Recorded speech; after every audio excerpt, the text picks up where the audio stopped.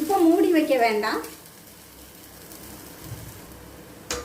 அதே போல் மாதவிடாய் காலங்களில் அதிகமான உதிரப்போக்கு, இடுப்பு வலி, வயிறு வலிலாம் இருக்கிறதுக்கு டெய்லி நம்ம காயம் சாப்பிட்டுட்டு வரும்போது பெண்களுக்கு இந்த பிரச்சனைகள்லாம் நல்லா குணமாகும். இதை நீங்கள் செய்து பாருங்கள். இது நல்ல ஒரு மருத்துவம் இந்த பெருங்காயத்தில் இருக்குது. அதே போல் குடல் புற்றுநோயெலாம் வராமல் தடுக்கிறதுக்கும் பெருங்காயம் ரொம்ப உதவியாக இருக்குது.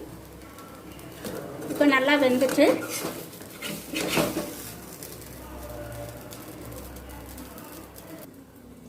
பாருங்கள், சிறுபருப்பு தோசை நல்லா ரெடி ஆயிட்டு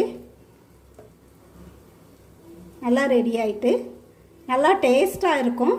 அதே போல் சிறுபருப்பு தோசையில் தயிர் சேர்த்துருக்கேன். அதனால் புளிப்புத்தன்மை இருக்குது. அதனால் நான் இந்த தேங்காய் சட்னி தான் அரைச்சிருக்கேன்.